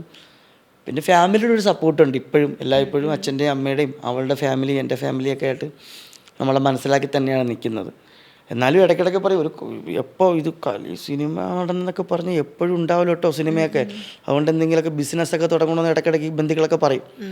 അവരെയൊക്കെ വാ ഞാൻ തന്നെ അടപ്പിക്കണ്ട, രേഷ്മ എന്നെ വാ അടപ്പിച്ചോളൂ, ഒന്നും കുഴപ്പമില്ല. എൻ്റെ എല്ലാ ഭ്രാന്തും അറിയാം, എൻ്റെ എല്ലാ കാര്യങ്ങളും അറിയാം, എൻ്റെ മുഖം അറിയാൻ മനസ്സിലാവും, എല്ലാ കാര്യങ്ങളും അറിയാം. ഞാൻ ചെയ്തിട്ടുള്ള ഒരുപക്ഷെ രേഷ്മ വന്നിട്ട് ഞാനായിരിക്കും ഏറ്റവും കൂടുതൽ അബദ്ധങ്ങൾ ചെന്ന് ചാടിയിട്ടുള്ളതും തെറ്റുകൾ കാണിച്ചിട്ടുള്ളതും. അപ്പം അതൊക്കെ മനസ്സിലാക്കി, എൻ്റെ നല്ല വശങ്ങൾ മോശവശങ്ങളെല്ലാം മനസ്സിലാക്കി എൻ്റെ ഒപ്പം നിൽക്കുന്ന ഒരാളാണ്. അത് തന്നെയാണ് ഞാൻ ആഗ്രഹിച്ചത്. ശരിക്കും ലൈഫിൽ അതുപോലെ നമ്മളെ എല്ലാം അറിഞ്ഞ് മനസ്സിലാക്കി നിൽക്കുന്ന ഒരാളെങ്കിലും വേണം. അതെ വേണം. പക്ഷെ നമ്മളത് മനസ്സിലാക്കാൻ ഒരുപാട് ലേറ്റ് ആവും ചിലപ്പോൾ. അതെ, അവരായിരുന്നു അതെ അതെ, അത് ചിലപ്പം അത് എല്ലാവരുടെ ജീവിതത്തിലും ഉണ്ടാവാറുണ്ട് ഇല്ലേ. അത് നമുക്ക് വളരെ സമയമെടുത്തായിരിക്കും ചിലപ്പോൾ മനസ്സിലാവുന്നത്, അത്രേ ഉള്ളൂ. ചില ആൾക്കാർക്ക് അത് മനസ്സിലാക്കി കഴിയുമ്പോഴേക്കും ചിലപ്പോൾ ആൾക്കാർ പോയിട്ടുണ്ടാവും, ചില ആൾക്കാർക്ക് അത് കിട്ടും. അതെ, താങ്കൾ അതിൽ ഭാഗ്യവാനാണ്. ഈ അങ്കമാലി ഡയറീസ് കഴിഞ്ഞിട്ട്, അതായത് നമ്മളൊരു സിനിമയിൽ അഭിനയിക്കുമ്പം ആളുകളിപ്പം നമ്മൾ ഒരു സിനിമ കണ്ട് കുറേ നാൾ കഴിയുമ്പോൾ ചിലപ്പോൾ നമ്മൾക്ക് ആ സിനിമയുടെ കഥ ഒന്നും കൂടി കണ്ടു നോക്കാം, അല്ലെങ്കിൽ നമുക്കൊരു മെമ്മറിയിലൊരു പ്രശ്നം ഉണ്ടാവും ചിലവർക്ക്. പക്ഷേ പാട്ടുകൾ നമ്മൾ മറക്കില്ല. ഒരു പാട്ട് ഹിറ്റായി കഴിഞ്ഞാൽ, അല്ലെങ്കിൽ ഒരാളുടെ മനസ്സിലൊരു പാട്ട് കയറി കഴിഞ്ഞാൽ അത് ആ പാട്ട് അവരുടെ മനസ്സിലുണ്ടാവും. എത്ര നാൾ കഴിഞ്ഞാലും ഈ നടൻ്റെ ആ പാട്ട്, ആ സിനിമ അങ്ങനെ വരും. അതിലൊരു ശരിക്കും ഭയങ്കര ഒരു ഭാഗ്യം കിട്ടിയ ഒരാളാണ് ജിംകി കമ്മൽ എന്ന് പറയുന്ന സോങ് അല്ലേ. അതെ, അത് വലിയ ഭാഗ്യം. കാര്യം രണ്ടാമത്തെ സിനിമ ലാൽ സാറിനോടൊപ്പം ലാൽ ജോസ് സാർ കൂട്ടുകെട്ടിൽ ആശീർവാദ് പ്രൊഡക്ഷനിലെ സിനിമയിൽ അഭിനയിക്കാൻ ഭാഗ്യമുണ്ടായി. ആ പാട്ട് അങ്ങനെ ഹിറ്റാകും എന്നുള്ള പ്രതീക്ഷയിലൊന്നുമല്ല ചെയ്തത് നമ്മളെല്ലാവരും. പാട്ട് ഷൂട്ട് കഴിഞ്ഞപ്പോൾ തന്നെ പറഞ്ഞു ഇത് ഭയങ്കര ഹിറ്റായിരിക്കും പാട്ട് എന്നൊക്കെ പറഞ്ഞു. നമ്മൾ ലാൽ സാറിൻ്റെ പടം എന്നുള്ള സാധനമാണ്, പാട്ടൊക്കെ അത് വഴിക്ക് പോട്ടെ, ലാലേട്ടൻ്റെ പടമല്ലേ അതായിരുന്നു. പക്ഷെ പാട്ട് ഹിറ്റായി. ഇപ്പോഴും പല സ്ഥലങ്ങളിലും ആ പാട്ട് ചെല്ലുമ്പോൾ ഡാൻസ് കളിക്കാൻ പറയുന്നുണ്ട്. ശരി, അതൊക്കെ വലിയ കാര്യം, വലിയ ഐശ്വര്യമായിട്ട് കാണുന്നു. അതിനുശേഷം മണിസാറിൻ്റെ പടത്തിൽ അഭിനയിക്കാൻ പറ്റി. കുറേയധികം മലയാള സിനിമകളിലും തമിഴിലും എനിക്ക് ഇതുവരെ ചെയ്യാൻ പറ്റിയല്ലോ. ഇപ്പോഴും ഞാൻ ചെയ്തുകൊണ്ടിരിക്കുന്നുണ്ട്, തമിഴും മലയാളമൊക്കെ തന്നെയുള്ളൂ ഇപ്പോഴും ചെയ്യുന്നത്. എനിക്ക് തോന്നുന്നു. അപ്പം ആദ്യം പറഞ്ഞില്ലേ, അതായത് ഒരുപാട് സ്വപ്നങ്ങളും പ്രതീക്ഷകളൊക്കെ ഉണ്ടായിരുന്ന ഒരു ശരത്തിനെയാണ് രേഷ്മ പ്രണയിച്ചതെന്ന്. ഇപ്പൊ അതെങ്ങനെയാണ്? ആ ശരത്തിൽ നിന്ന് അപ്പാനി ശരത്തിലേക്ക് മാറിയപ്പോൾ എന്താണ് പ്രതീക്ഷകൾ കുറഞ്ഞോ അല്ലെങ്കിൽ കൂടിയോ? എന്തെങ്കിലും മാറ്റങ്ങൾ? പ്രതീക്ഷകൾ കുറയോ? അങ്ങനെ കുറയോ പ്രതീക്ഷകൾ? ചിലപ്പോൾ നമ്മൾ ആഗ്രഹിച്ച കാര്യം കിട്ടിക്കഴിയുമ്പോൾ ഒരു മനുഷ്യനും അവനവൻ്റെ പ്രതീക്ഷകൾ ഒരിക്കലും കുറയില്ല, കൂടത്തേ ഉള്ളൂ. എനിക്ക് അന്ന് എൻ്റെ സ്വപ്നങ്ങളും എൻ്റെ പ്രതീക്ഷകളും അത്രയായിരുന്നെങ്കിൽ ഇന്ന് അതിന് ഡബിൾ മടങ്ങ് കൂടിയെന്ന് വേണമെങ്കിൽ പറയാം, ഇല്ലേ? ഇപ്പം ഞാനിപ്പം നടനായി, ഞാൻ സിനിമയിലെത്തി, കുറച്ച് സിനിമകളൊക്കെ അഭിനയിച്ചു, എല്ലാവർക്കും എന്നെ അറിയാം, സിനിമയിൽ തന്നെയാണ് വരുമാനം, അഭിനയിച്ച് തന്നെയാണ് ജീവിക്കുന്നത്. ഇനി എൻ്റെ ആഗ്രഹങ്ങൾ വലിയ വലിയ ആഗ്രഹങ്ങളായിരിക്കും. അതായത് ഒരു നാഷണൽ അവാർഡ് വാങ്ങണം, ഒരു സംസ്ഥാന അവാർഡ് വാങ്ങണം, അല്ലെങ്കിൽ വലിയ രീതിയിൽ അംഗീകാരമുള്ള സിനിമകൾ അഭിനയിക്കണം. ഞാൻ ചെയ്തിട്ടില്ലാത്ത ഒരുപാട് അധികം നടന്മാരുണ്ട്, അവർക്കൊപ്പം അഭിനയിക്കണം. എൻ്റെ സിനിമകൾ കാണാനായിട്ട് തിയേറ്ററുകളിൽ ടിക്കറ്റ് ഇല്ലാണ്ടാവണം, തിയേറ്ററുകളിൽ കുന്നുകൂടി ജനങ്ങളുണ്ടാവണം, ആ ജനങ്ങൾക്കിടയിലൂടെ എനിക്ക് ഇറങ്ങി വരാൻ സാധിക്കണം. എൻ്റെ ഷൂട്ടിംഗ് ലൊക്കേഷനുകളിൽ ജനങ്ങൾ തിരക്ക് കാരണം ഷൂട്ടിംഗ് നടക്കാതെ ആവണം. ഇതൊക്കെ ഒരു നടൻ ആഗ്രഹിച്ചൂടെ? എനിക്ക് ആഗ്രഹിച്ചൂടെ?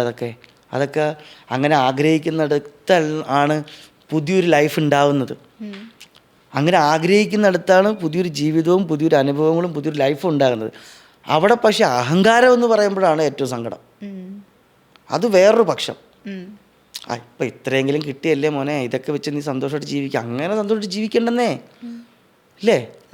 നമ്മളൊരു ലെവൽ ഒരു എത്തി. ഇപ്പം മസ്താനി എന്നെ പല ഇൻ്റർവ്യൂവിൽ എടുത്ത് തുടങ്ങിയില്ലേ? ഇപ്പം ഇൻ്റർവ്യൂ തുടക്ക സമയത്താണോ ഇപ്പം നിൽക്കുന്നത്? അറിയോ? ഇപ്പം എല്ലാവർക്കും നിങ്ങളറിയാം. ഇനി അങ്ങോട്ട് പോകുമ്പോൾ സ്വന്തമായിട്ടൊരു ചാനൽ ചിലപ്പോൾ തുടങ്ങാൻ തോന്നിയെന്ന് വരാം, ഇല്ലേ? അതിവിടെ കേരളത്തിൽ അംഗീകരിക്കുന്ന ഒരു ചാനലായി മാറിക്കൂടാന്നില്ല. ഇതെല്ലാം ആഗ്രഹങ്ങളാണ്. അതോ എന്നും മസ്താനിക്ക് ഇങ്ങനെ ഇൻ്റർവ്യൂ എടുത്തുകൊണ്ടിരുന്നാൽ മതിയോ? കറക്റ്റ് അല്ലേ? അത്രേ ഉള്ളൂ. ഞാൻ നടനായി, ഇനി എനിക്കൊരു നാഷണൽ അവാർഡ് വാങ്ങണം, സംസ്ഥാനത്തിൽ മികച്ച നടനാവണം, എൻ്റെ സിനിമകൾക്ക് അംഗീകാരം കിട്ടണം, എൻ്റെ സിനിമകൾ അംഗീകരിക്കപ്പെടണം, അത്തരത്തിലുള്ള കഥാപാത്രങ്ങൾ എനിക്ക് ചെയ്യാൻ അതെല്ലാം എൻ്റെ ആഗ്രഹങ്ങളാണ്. അതിനോടൊപ്പം തന്നെ എൻ്റെ കുടുംബത്തിന് വലിയ രീതിയിലുള്ളൊരു മെച്ചപ്പെടൽ ഉണ്ടാവണം. അടുത്ത എൻ്റെ മക്കൾ പുറകെ വരികയാണ്, എൻ്റെ മക്കൾക്കൂടെ ഒരു ഐഡൻറ്റിറ്റി ഉണ്ടാവണം, അവർക്ക് നല്ല വിദ്യാഭ്യാസം കൊടുക്കണം, എനിക്ക് സാധിക്കാത്തതല്ല അവരിലൂടെ എനിക്ക് സാധിക്കാൻ പറ്റണം. ഇതൊക്കെ എൻ്റെ ആഗ്രഹങ്ങളല്ലേ? അത്രേ ഉള്ളൂ. ഓക്കെ. ഇപ്പോൾ ഇവിടെ ഇങ്ങനെ ഇരിക്കുന്ന സമയത്ത് തിരിഞ്ഞു നോക്കുമ്പോൾ ഇപ്പം 8 വർഷമായിട്ട് ഈ ഒരു ഇൻഡസ്ട്രിയിലുണ്ട്. ഏതെങ്കിലും റോളുകൾ അന്ന് ആ സിനിമ കമ്മിറ്റ് ചെയ്യണ്ടായിരുന്നു എന്ന് തോന്നിയിട്ടുണ്ടോ? ഇല്ല ഇല്ല ഇല്ല ഇല്ല, ഒന്നിലും തോന്നിയിട്ടില്ലേ? കാശ് വാങ്ങിച്ച് അഭിനയിച്ച സിനിമ ചെയ്തുകൂടെ, അങ്ങനെ തോന്നാൻ പാടില്ല. പാടില്ല. ഏയ്, അത് ഇനി എന്ത് സംഭവിച്ചാലും അതിന് ചിലപ്പോൾ ആ സിനിമ ആൾക്കാർക്ക് ഇഷ്ടപ്പെട്ടില്ലായിരിക്കാം. എന്ത് സംഭവിച്ചാലും അത് കഴിഞ്ഞ കാര്യമല്ലേ. നമ്മൾ ആ വാങ്ങിച്ചു, കാശ് മേടിച്ചു, നമ്മൾ അഭിനയിച്ചു, ആ കാശ് കൊണ്ട് നമ്മൾ ഒരുപാട് നല്ല കാര്യങ്ങൾ ചെയ്ത് കിട്ടുന്നുണ്ടാവാം. അപ്പോൾ അത് പിന്നെ ഒരുപാട് നല്ല കാര്യം സംഭവിച്ചു. അപ്പോൾ അതുകൊണ്ട് പിന്നെ അത് ചെയ്ത് കഴിഞ്ഞതിന് ശേഷം പിന്നെ അത് ചെയ്യാണ്ടായിരുന്നു, അതൊന്നും ശ്രദ്ധിക്കാം, വരുമ്പോൾ ശ്രദ്ധിക്കാമല്ലോ. ശരി, ഞാൻ ഇപ്പം അങ്ങനെ പ്ലാനിങ്ങോട് കൂടി പോകണമായിരുന്നെങ്കിൽ അങ്ങനെ ചെയ്യാമായിരുന്നു. പക്ഷെ ഞാൻ അങ്ങനെ ഒരു കാര്യത്തിലും അങ്ങനെ വിഷമിച്ചിട്ടില്ല. ഇല്ല. ഈ ലൈഫിൽ എങ്ങനെ ഇങ്ങനെ പ്ലാൻ ചെയ്ത് പോകുന്ന ഒരാളാണോ, അല്ലെങ്കിൽ ഈ ഒരു ഗോ വിത്ത് ദ ഫ്ലോ അങ്ങനെ ഒരു പേഴ്സൺ ആണോ? പ്ലാനിങ് ഒന്നുമില്ല. ഒരു സമയത്തുണ്ടായിരുന്നു കേട്ടോ. അതെപ്പോഴെന്ന് വെച്ച് കഴിഞ്ഞാൽ സിനിമയിലൊക്കെ എത്തി കുറച്ച് നാളെ കഴിഞ്ഞ് പ്ലാനിങ് ഒക്കെ ഉണ്ടായിരുന്നു. പക്ഷെ പ്ലാനിങ്ങിലൊന്നും ഒരു കാര്യമില്ലെന്ന് പിന്നെ മനസ്സിലായപ്പോൾ ചെയ്യുന്ന പ്രവർത്തികളിലാണ് കാര്യം. നമ്മൾ ചെയ്യുന്ന ആ ഒരു പ്രോസസ്സിങ് ആണല്ലോ മെയിൻ. അപ്പോൾ അത് ചെയ്യുക എന്നുള്ളതേ ഉള്ളൂ, പ്ലാനിങ് ഒന്നുമില്ല അങ്ങനെ. ഓക്കെ. ഇപ്പം എങ്ങനെ, അതായത് ഇപ്പം ലൈഫിൽ ഇപ്പം എന്തെങ്കിലും ഒരു, അതായത് അപ്സൈഡ് ഡൗൺസ് ആണല്ലോ ലൈഫ്. അപ്പം എന്തെങ്കിലും നമ്മളൊരു ഡൗൺ ആ ഒരു ഏരിയയിലേക്ക് പോകുന്ന സമയത്ത് എങ്ങനെയാ ശുഭാപ്തി വിശ്വാസം കീപ്പ് ചെയ്യുന്ന ഒരാളാണ്? എവിടെന്നാ വന്നേ? ഞാൻ തോറ്റു വന്നു ഒരുത്തനല്ലേ. നമ്മൾ നമ്മളൊന്നും അല്ലാത്ത സ്പേസിൽ നിന്ന് വന്ന ഒരാളല്ല. അപ്പോൾ അതുകൊണ്ട് അങ്ങനെയൊക്കെ ഇപ്പം നിൽക്കുമ്പോൾ ഒരു പടം അങ്ങനെ അല്ലെങ്കിൽ ഒരു താഴ്ച വന്നു കഴിഞ്ഞാൽ അങ്ങനെ എങ്ങനെ പോകാൻ പറ്റും? അതിനും താഴെന്ന് വന്നിട്ട് അതിനും നല്ല താഴെന്നല്ലേ വന്നേക്കണേ. അപ്പോൾ അതുകൊണ്ട് അതൊന്നും വീഴ്ചകളൊന്നും അങ്ങനെ എനിക്കൊന്നും ബാധിക്കാറില്ല. പൂർവാധികം ശക്തിയോടുകൂടി നമ്മൾ കഴിവിൻ്റെ പരമാവധി വീണ്ടും ശ്രമങ്ങൾ നടത്തിക്കൊണ്ടിരിക്കും, അത്രേ ഉള്ളൂ. അത് വീണ് കഴിഞ്ഞാൽ നമ്മളെ പിടിച്ച് കയറ്റാനും ആരുമില്ല എന്നുള്ള വ്യക്തമായ ബോധം ഉള്ളത് കൊണ്ടായിരിക്കാം ഒരു പക്ഷേ നമുക്ക് വീണ്ടും ഓരോ താഴ്ച വരുമ്പോഴും വീണ്ടും അടുത്ത നെക്സ്റ്റ് സ്റ്റെപ്പ് നടത്തൽ, നെക്സ്റ്റ് ലെവൽ നമുക്ക് ദൈവം കൊണ്ട് കൊണ്ടുതരുന്നത്.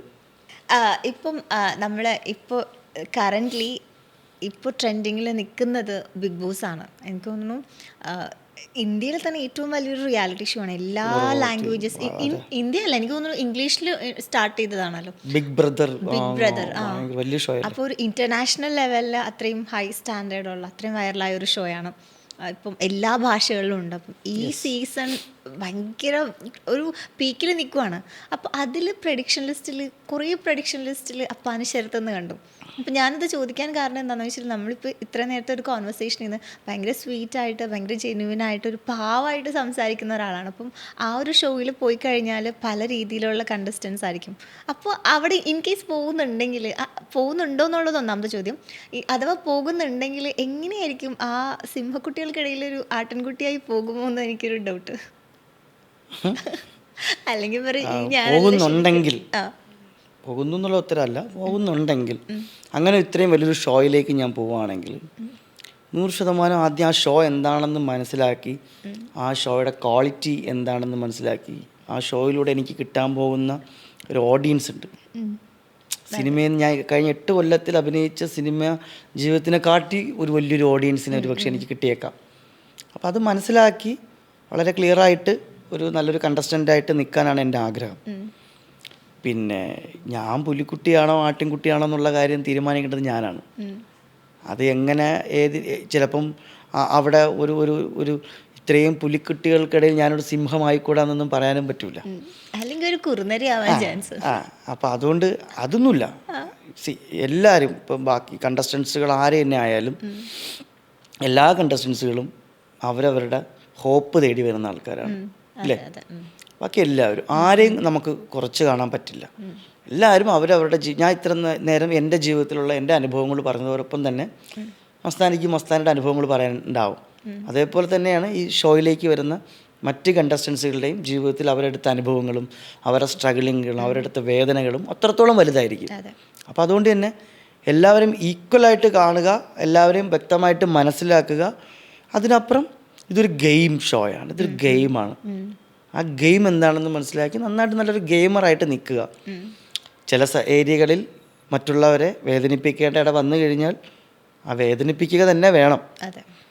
പക്ഷേ അതിനൊരു ലിമിറ്റേഷൻ ഉണ്ട്. ആ ഷോ കഴിഞ്ഞാൽ അത് ഉള്ളിൽ കൊണ്ട് നടക്കാൻ പാടില്ല. അത് ഷോയാണെന്ന് വ്യക്തമായ ബോധം വേണം ആർക്കും ആദ്യം ഗെയിം തന്നെ. അല്ലേ? അല്ലേ? അതെ. എല്ലാവരും വന്നിരിക്കുന്നത് അവരവരുടെ ഒരു ഹോപ്പ് തേടിയാണ്. അപ്പോൾ അതുകൊണ്ട് അത് മനസ്സിലാക്കി നിൽക്കുക, വളരെ ജെന്യുവിനായിട്ട് നിൽക്കാൻ പറ്റിയാൽ അടിപൊളിയായിരിക്കും എന്ന് എനിക്ക് തോന്നി.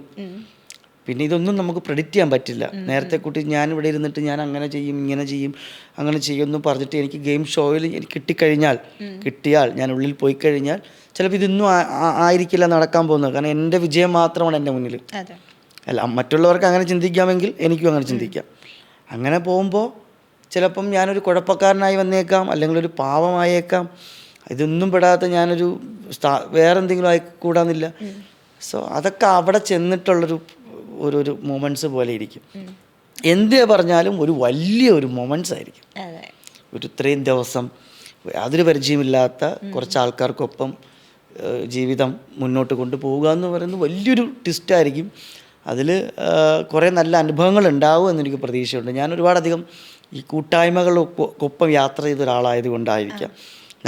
നാടകങ്ങളാണെങ്കിലും അല്ലെങ്കിൽ മറ്റ് മേഖലയിൽ പ്രവർത്തിക്കുന്ന കൂട്ടത്തിനൊപ്പം ഒരുപാട് പണികൾ എടുത്തിട്ടുണ്ട് ഞാൻ നാടകത്തിലും ഒക്കെ ആയിട്ട്. അപ്പോൾ അതുകൊണ്ട് തന്നെ എനിക്കിതൊരു വലിയൊരു കഴിഞ്ഞ 8 വർഷമായിട്ട് ഞാൻ അങ്ങനെ ഇല്ല. കഴിഞ്ഞ 8 വർഷമായിട്ട് സിനിമകൾ മാത്രമാണല്ലോ ചെയ്യുന്നത്. എന്നാലും അതൊരു കൂട്ടം തന്നെയാണ്. സിനിമാ ലൊക്കേഷനിൽ നമ്മൾ 100 ദിവസം 50 ദിവസമൊക്കെ ചെയ്യുന്നൊരു സിനിമ എന്ന് പറയുമ്പം ഒന്നാലോചിക്കുക, 40ഓളം 50ഓളം ക്രൂ മെമ്പേഴ്സിൻ്റെ ഇടയ്ക്കാണ് ഞാനും ഒരു പാർട്ട്. അപ്പോൾ അവരെല്ലാവരെയും നമ്മൾ മനസ്സിലാക്കി തന്നെ ആയിരിക്കണമല്ലോ നിൽക്കേണ്ടത്. സോ അതേപോലെ തന്നെ ആയിരിക്കും, വളരെ രസകരമായിരിക്കും. ഒരു ഞാൻ ഒരു കലാകാരൻ എന്ന നിലയ്ക്ക് എൻ്റെ കഴിവുകൾ വേറെയും കാര്യങ്ങളൊക്കെ എനിക്ക് അവിടെ ഡാൻസും പാട്ടും എല്ലാവരും വില്ലൻ വേഷങ്ങളാണല്ലോ ചെയ്തിരിക്കുന്നത്, ഞാൻ ചെയ്തിരിക്കുന്നത്. എൻ്റെ ഭാഗത്തൊരു കൊമേഡിയൻ ഉണ്ടെന്നൊക്കെ എനിക്ക് കാണിക്കാൻ പറ്റും. കുറേ ഹ്യൂമറുകൾ, എൻ്റെ ആഗ്രഹങ്ങളാണ് ഇതൊക്കെ. ഇത് നടക്കണമെന്നില്ല. കുറേ ഹ്യൂമറുകൾ ചെയ്യാൻ പറ്റും, കുറേ രസകരമായിട്ടുള്ള മൊമെൻറ്റ്സ് ഉണ്ടാക്കാൻ പറ്റും. അതിൽ നിന്ന് ഷോ എത്ര ദിവസം നിൽക്കുന്നോ അത്രയും ദിവസം ശരത്തപ്പാനി അല്ലെങ്കിൽ ശരത് കുമാർ ആയിട്ട് നിൽക്കണം. അവിടെ ഉണ്ടായിരുന്നു എന്ന് പറയണം. എല്ലാവർക്കും നല്ല ഓർമ്മകൾ ഉണ്ടാവണം. അത്രേ ഉള്ളൂ. സീസണിൽ ഇങ്ങനെ ഒരു കണ്ടസ്റ്റന്റ് ആൾക്കാരുടെ ഉള്ളിൽ ഉണ്ടാവണം. അത്രേ ഉള്ളൂ. അത് വലിയ സന്തോഷം. എല്ലാവർക്കും അത് വലിയ എനിക്ക് തോന്നുന്നു കേട്ടോ. എല്ലാവർക്കും നല്ലൊരു ഓപ്പർച്യൂണിറ്റിയാണ്. കുക്കിംഗ് ഒക്കെ അറിയോ? കാരണം അവിടെ പോയി കഴിഞ്ഞാൽ കുക്ക് ചെയ്യണം. ഇനി അവിടുത്തെ മാത്രമല്ല, എന്നാലും ലൈഫിൽ ഏതെങ്കിലും കുക്ക് ചെയ്യാറുണ്ട്. വീട്ടിൽ പോയി ചോറും കറിയൊക്കെ വെക്കാൻ നമുക്ക് അത്യാവശ്യം കുറച്ച് പണികളൊക്കെ അറിയാം.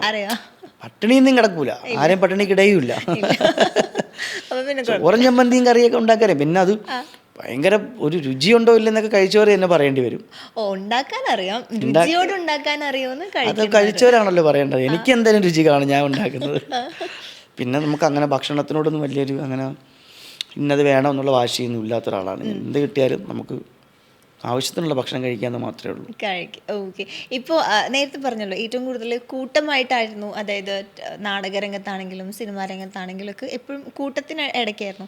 അപ്പം ഒരു മീ ടൈം സ്പെൻഡ് ചെയ്യുന്ന ഒരാളാണോ? അതായത് ഇപ്പോൾ ചില ആളുകൾ എങ്ങനെയാണെന്ന് വെച്ചാൽ ഒരു കൂട്ടത്തിൻ്റെ ഇടയിൽ കുറേ ടൈം സ്പെൻഡ് ചെയ്ത് കഴിഞ്ഞിട്ട് കുറച്ച് ഒറ്റയ്ക്കിരിക്കും. അതായത് നമുക്ക് വേണ്ടി ഒരു സമയം. ഡിപ്പെൻസ് ആ സമയത്ത് എന്താണോ നമ്മുടെ മൈൻഡിൽ വരുന്നത് അങ്ങനെ തന്നെ ആയിരിക്കും. ഡിപ്പെൻസ് ആയിരിക്കും.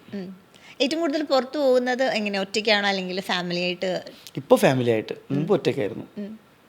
കല്യാണത്തിന് ശേഷം പിന്നെ അങ്ങനെ ഒറ്റയ്ക്കുള്ള യാത്രകൾ അങ്ങനെ ഒന്നും ഉണ്ടായില്ല? കല്യാണത്തിന് ശേഷം ഞാൻ ഹിമാചൽ പോയി ഒറ്റയ്ക്കുള്ള സോളോ ട്രിപ്പ് അടിച്ചു.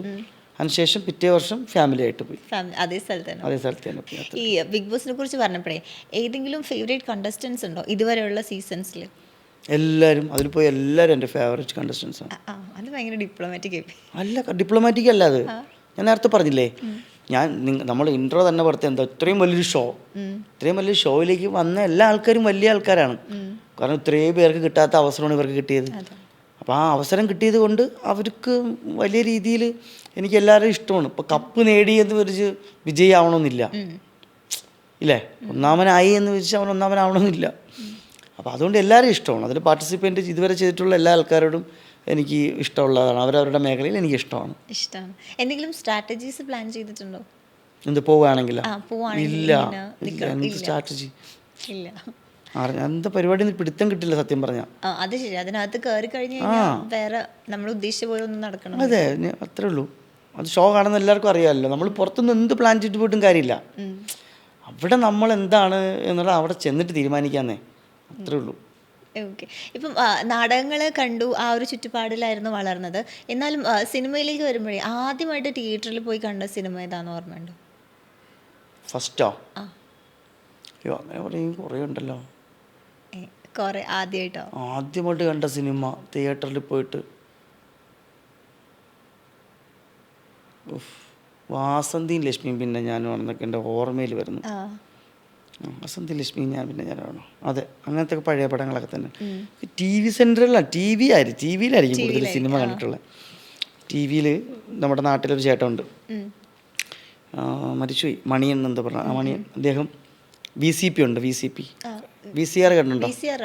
ആ VCR കൊണ്ടുവന്നിട്ട് നാട്ടിൽ നിന്ന് എല്ലാവരും പൈസ കളക്ട് ചെയ്തിട്ട് പുള്ളിയുടെ വൈഫ് ഗൾഫിൽ നിന്ന് കൊണ്ടുകൊടുത്ത് TV ഉണ്ട്, പണ്ടത്തെ മറ്റേ ഇങ്ങനെ ചാനൽ മാറുന്ന TV ഉണ്ടല്ലോ, അതെന്തോ പറയണേ,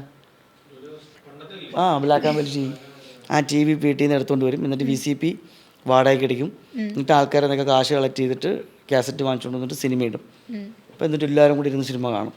അങ്ങനെ കണ്ട സിനിമയാണ് തുള്ളാതെ മരം തുള്ളും, എൻ്റെ ഓർമ്മയിലുള്ള പടം അത്. നല്ലൊരു സിനിമയാണ് അതങ്ങനെ കണ്ട പടമാണ്. ഈ പാട്ട് പാടുന്നായിരുന്നു അപ്പോൾ നേരത്തെ പറഞ്ഞു വന്നു. ആ സമയത്ത്, അതായത് സ്റ്റാർട്ട് ചെയ്യുന്ന സമയത്ത് അങ്ങനെ ഏതെങ്കിലും പെർട്ടിക്കുലർ ആക്ടറിന് ഒരു ഫാനായിരുന്നു സിനിമയിലേക്കൊക്കെ വരുന്നതിന് മുന്നേ? എല്ലാവരും ഇഷ്ടമായിരുന്നു.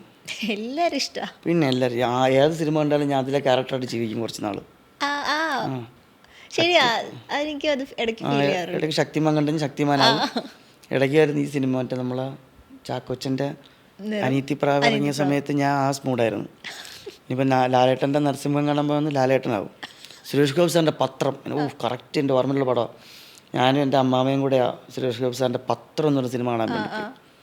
പുള്ളിക്കാരൊരു ഗ്ലാസ് വെച്ചിട്ടുണ്ട്, ഓർമ്മയുണ്ടോ? പത്രം സിനിമയിൽ അദ്ദേഹത്തിൻ്റെ ഒരു ഗ്ലാസ് ഉണ്ട്, ഒരു ഫ്രെയിം ഇല്ലാത്ത. പടം കണ്ടിറങ്ങി അപ്പം തന്നെ ഗ്ലാസ് വേണം എനിക്ക്. ഇനി ഞാൻ പിന്നെ പത്രപ്രവർത്തകനാണ്. അതങ്ങനെയാണ്. സേതുരാമൻ CP ഇതൊക്കെ കാണുമ്പോൾ നമുക്കതാവും, കുറിയൊക്കെ തൊട്ട് അങ്ങനെ നടക്കും. അത് ഞാൻ പണ്ട് മുതലേ ഉള്ള കേട്ടോ, ആ സ്വഭാവം പണ്ട് മുതലേ ഉണ്ട്. ഇപ്പോൾ അങ്ങനെ എന്തെങ്കിലും ഉണ്ടോ? എൻ്റെ സിനിമകൾ നന്നാക്കുക എന്നുള്ളതാണല്ലോ എൻ്റെ ജോലി. അതുകൊണ്ട് ഇപ്പം അങ്ങനെ വലിയൊരു അനുകരണം ഇല്ല. പക്ഷെ അതെനിക്കൊന്ന് കുറേ ആൾക്കാർക്ക് കണക്ട് ചെയ്യാൻ പറ്റും. നമ്മൾ ഒരു സിനിമ, ഒരു ക്യാരക്ടർ കണ്ടു കഴിഞ്ഞ് ചിലപ്പോൾ അതിൻ്റെ ഒരു ഇൻഫ്ലുവൻസ് ആയിരിക്കും, കുറച്ച് നേരം അവരത് മനസ്സിൽ കുറച്ച് അത് കാണും. അത് വളരെ ചെറുപ്പത്തിലൊക്കെയാണ് അങ്ങനെ ഉണ്ടാകുന്നുണ്ട്. ഓക്കെ. അപ്പം എന്തായാലും എൻ്റെ ആദ്യത്തെ പോഡ്കാസ്റ്റ് ആയിരുന്നു. അപ്പം ചേട്ടൻ വന്നതിൽ ഒരുപാട് സന്തോഷം.